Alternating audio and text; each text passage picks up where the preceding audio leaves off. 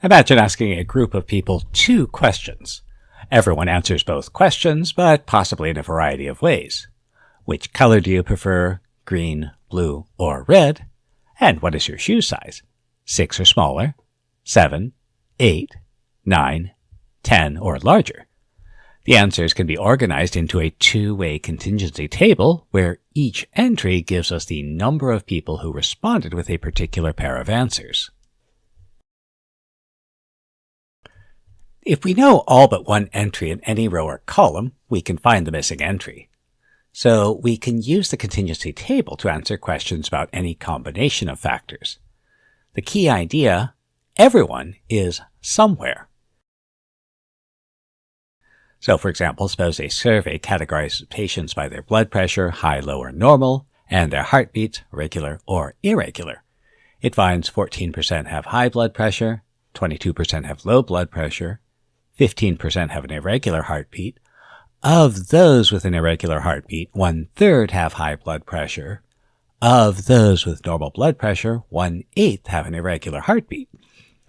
Calculate the proportion of the patients selected who have a regular heartbeat and a low blood pressure. So remember, concrete doesn't hurt. Since we're given percentages, suppose we have 100 patients. The questions answered by the data are, what is your blood pressure and what is your heartbeat?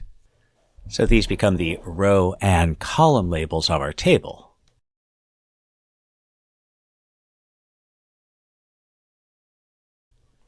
So we know that 14% of 100, that's 14 people, have high blood pressure.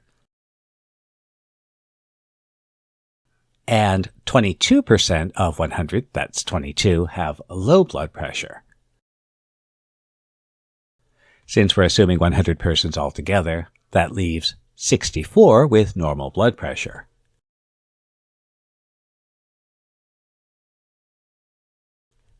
We also know there are 15% of 100, 15 with irregular heartbeat. And since there are 100 persons altogether, that leaves 85 with regular heartbeat.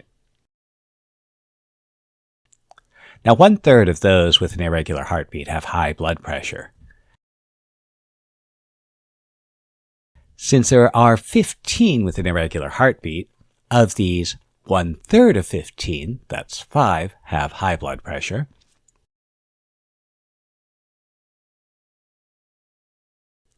Of those with normal blood pressure, 1/8 have an irregular heartbeat. Since there are 64 with normal blood pressure, 1/8 of 64, that's 8, have an irregular heartbeat. Since we have the row and column totals and some of the entries in the rows and columns, we can determine the others. So let's look for rows or columns with exactly one missing entry.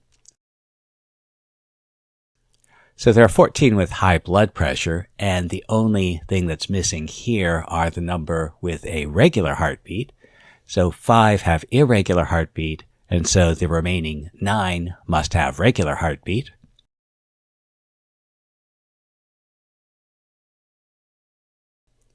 Now we know there are 15 with an irregular heartbeat, and we've already accounted for 5 plus 8, 13 of them, the 5 with high blood pressure and the 8 with normal blood pressure.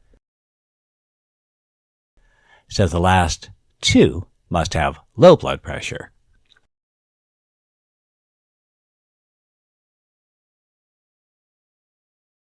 And so this means we can find the number with low blood pressure and regular heartbeat and the number with normal blood pressure and regular heartbeat, which will be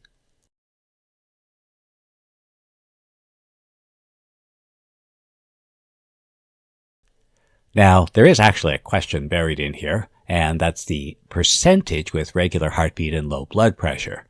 So we see there are 20 who have this condition. Since we're assuming 100 altogether, this means that 20% fall into this category. It's important when solving problems like this to carefully read the given information and what is being asked.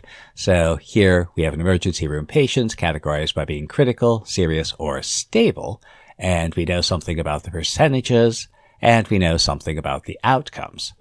So what percentage of the patients who survived were categorized as serious? So we'll ignore the question for now and set up our table. We have 3 possible conditions, critical, serious, and stable, and 2 outcomes. Someone died or they survived. So we'll use these as our row and column labels. Now, we're given percentages, but we're also given percentages of percentages. This 40% of the critical patients, 10% were critical. And since we're given percentages of percentages, let's assume a total of 100 times 100, 10,000 patients.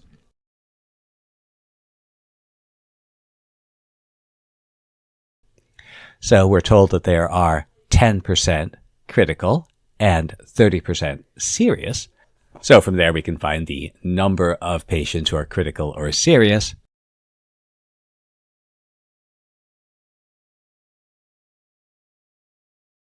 And the remaining patients must be stable.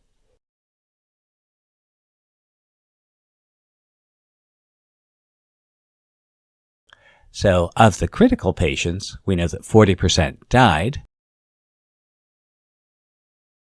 And so the balance between those who died and those who survived must be. Likewise, for the serious patients, we have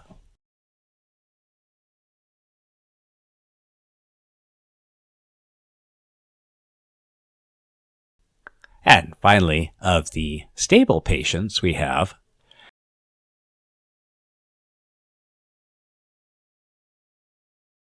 and it's good practice to extend the totals. Even if we don't need them, this is a good way to check that our numbers are consistent. So we'll add up all the patients who died and all the patients who survived, and we see that our totals is 10,000, which is what we want it to be. Now let's put our question back in. Now, the question is considering the patients who survived, and specifically it wants to know what percentage of those who survived were categorized as serious. So here we see there's 9,260 patients who survived. Of these, 2,700 were categorized as serious. So the percentage of the patients who survived that were categorized as serious is going to be about 29%.